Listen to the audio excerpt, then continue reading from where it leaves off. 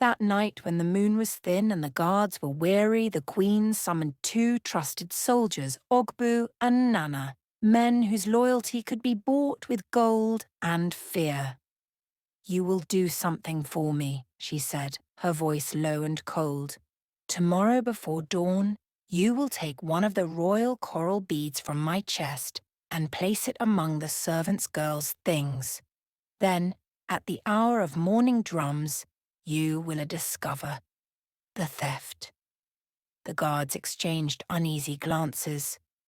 "But my queen," Ogbu whispered, "the punishment for theft of royal treasure is death." "Exactly," she said, her eyes gleaming. "That is how the gods shall rid us of this curse." They bowed reluctantly, knowing that disobedience could cost them their heads. At sunrise, the palace courtyard buzzed with noise. The gong sounded 3 times the sign of great offence. "Thief!" one guard shouted, dragging Adama out by the arm. "The wretched servant girl has stolen from the royal house." Adama's eyes widened in disbelief. "Stolen? I would never—" But before she could finish, the second guard lifted a small calabash and poured its contents onto the ground. From within fell a single royal coral bead, glittering in the sun like a drop of blood. The crowd gasped. "Behold!" the guard cried. "The proof!" The queen stepped forward slowly, her wrapper rustling like the skin of a snake. "So it is true," she said, pretending sorrow. "Even after all the kindness shown to you, this is how you repay your masters." Tears filled Adama's eyes. "I swear by Ani the Earth Mother, I did not take it." The queen turned away. "Theft of the royal bead is an abomination. Let her be bound and kept for judgment at the village square." By mid-morning, the village was alive with murmurs. Drummers gathered near the market square and elders sat beneath the ancient Udara tree, where justice was given. The king himself arrived, his face clouded with sorrow and confusion. The queen stood beside him, veiled in feigned grief. Adama knelt before them, her wrists tied, her face pale but calm. "My king," the queen began solemnly, "our own servants have witnessed it. The royal bead was found in her mat. Shall such a sin remain unpunished?" The king hesitated. He looked at the girl who had once been spared by the river and felt a deep ache in his chest. "The gods know my heart," he said. "But if the law is clear, it must be obeyed." The priest stepped forward. "By the laws of our fathers, theft of royal treasure demands death by public execution." A cry rose from the people. Some wept, others watched in silence. The king lowered his head. "Then let it be done at midday." When Prince Obina heard the news, he stormed into the courtyard like thunder. "Who dares pass such a judgment?" he roared. "Who accuses her?" The guards knelt, trembling. "We found the bead in her mat, my prince." Obina's eyes blazed. "Lies. She would sooner die than steal." He turned to his father. "Father, this cannot be right. The gods would not spare her once, only to condemn her now." But the king's face was weary. "My son, my hands are tied. The law is older than my throne." Obina's voice broke. "Then today the law shall taste the blood of a prince." At midday the sun burned mercilessly above the village square. The crowd gathered as Adama was led to the wooden post. Her arms were bound, her white wrapper stained with tears.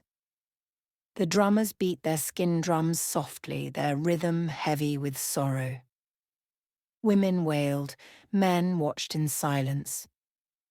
Then, as the executioner raised his machete, a voice rang out from the crowd.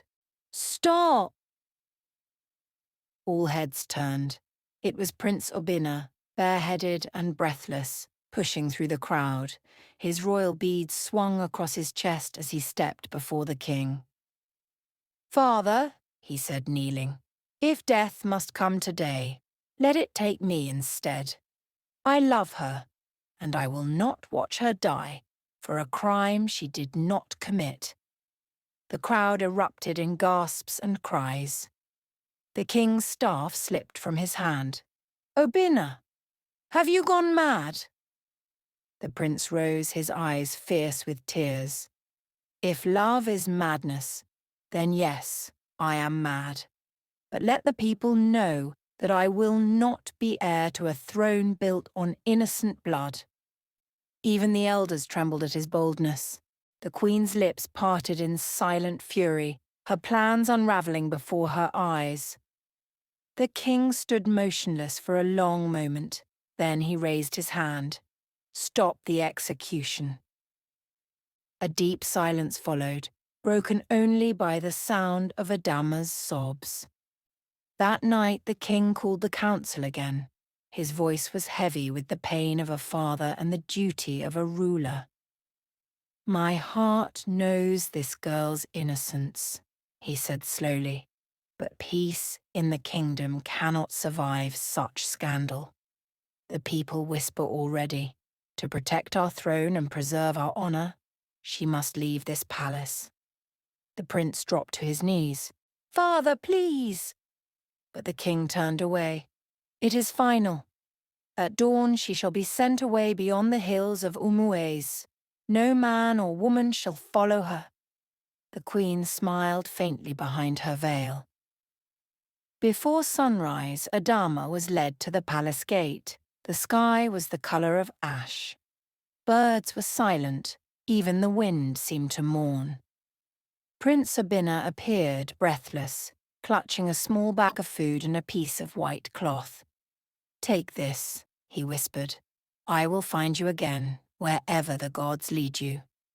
Adama touched his face, her tears mingling with his. "Obina, do not fight the gods.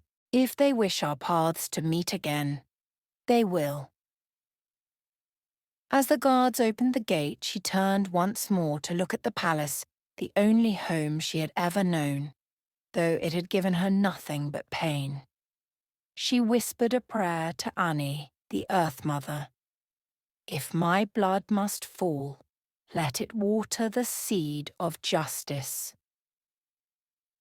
Then she walked into the misty dawn, her bare feet carrying her toward the sacred forest of Ani, where mortals rarely ventured and from where few ever returned.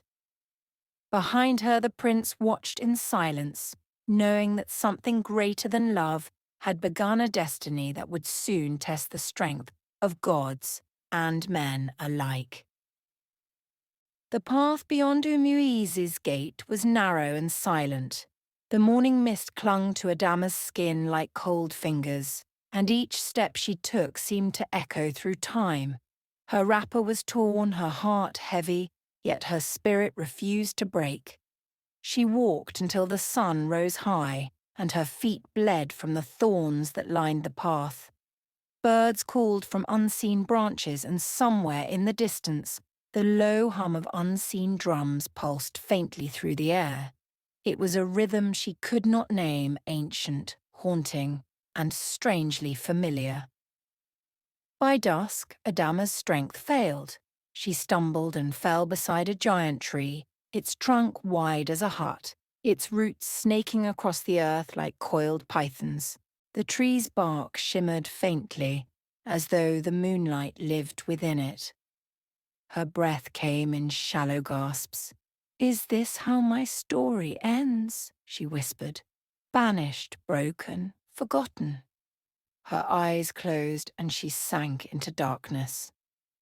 A wind rose from nowhere, soft at first, then stronger, swirling around her body. The forest began to glow, the leaves whispering in voices older than time.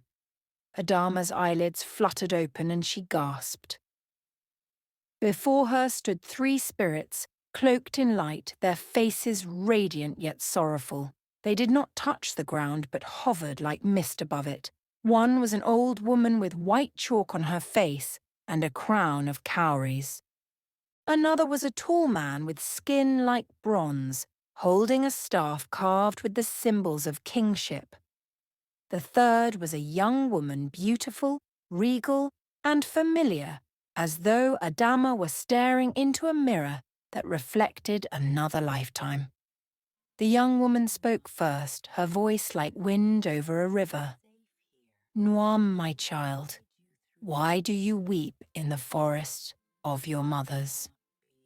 Adama tried to rise, but her body felt weightless. "Who are you?" she whispered. The woman smiled sadly. "I am Queen Nana of Umueze, your spirit's beginning and your blood's memory. You are my return, the breath I left behind when I was chained by those who feared my light." Adama's eyes widened. "My reincarnation?" The elder spirit nodded. "Yes, child. Long ago, before kings sat on golden stools, before the throne was stolen by men of pride, there was a queen who ruled Umuez in peace and wisdom. Her name was Nanena, your name in spirit. She was betrayed, enslaved, and her crown buried beneath the dust of envy. But Annie, the Earth Mother, swore that when the time was ripe, her spirit would rise again through the daughter of the soil." Tears spilled from Adama's eyes. "Then my suffering is the echo of hers," the tall spirit said. "The pain of the crown reborn." The forest glowed brighter. Fireflies swirled around them like floating stars. The old woman stepped forward, dipping her fingers into a small clay bowl that appeared in her hands. Inside was clear, shining water that pulsed with light. "This is the water of remembrance," she said, "drawn from the tears of your foremothers, gathered in the calabash of time. Drink, and remember who you are."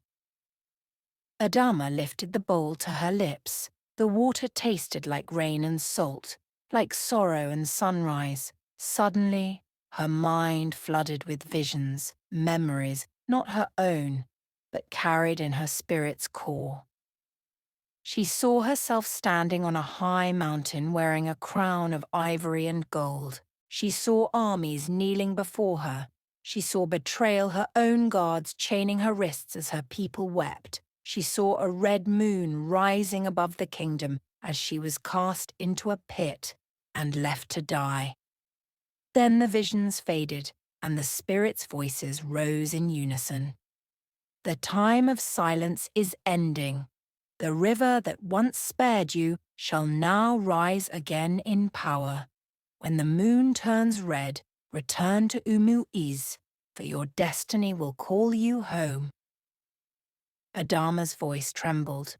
"Return? But I was banished." The old woman smiled. "No one can banish what the gods have chosen.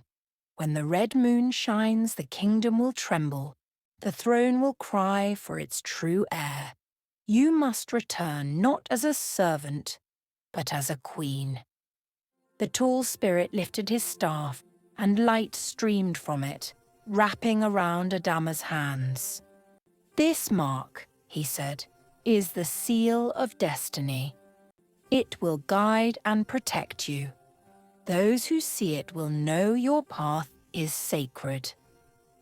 A warmth spread through her palm.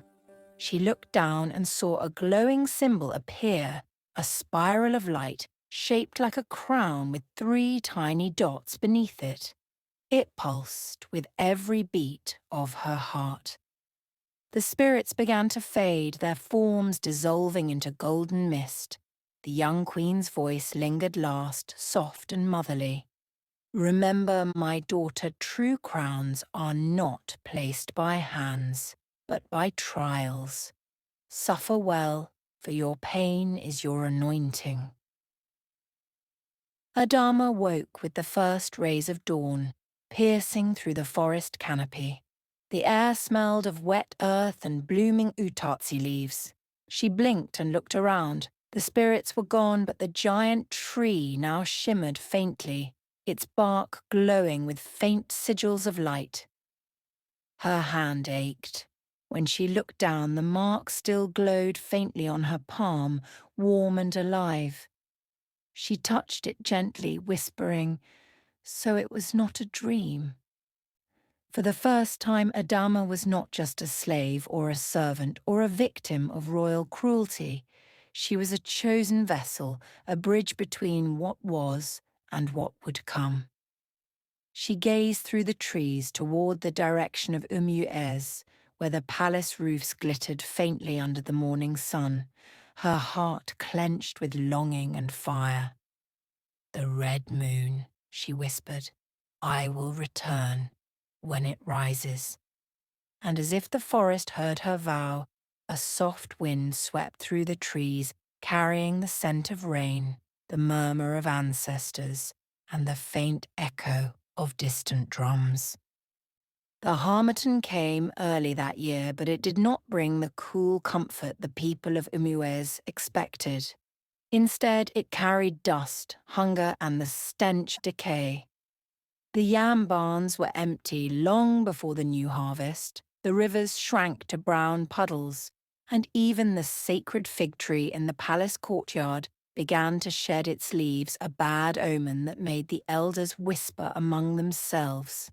For weeks, thunder rumbled, but rain never fell. Women wailed at night as their children coughed from fever and hunger. Men stared helplessly at their dying goats and barren farms. It was as though the earth itself had sealed her womb. The king, once proud and strong, now sat in silence on his throne. His golden crown no longer gleamed dust, covered it like the guilt that covered his heart.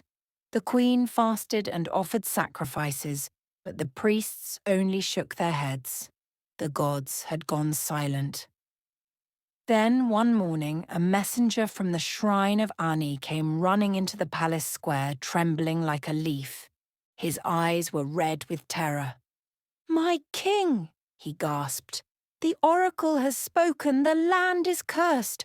The gods demand the return of the one who was wronged, the one cast away unjustly." The king frowned. "Speak clearly, child of the shrine. Who is this one the gods seek?" The messenger fell to his knees. "The servant girl of the river, Adama." A heavy silence fell over the hall. The queen's eyes widened, her lips trembling. "That girl again. She is nothing.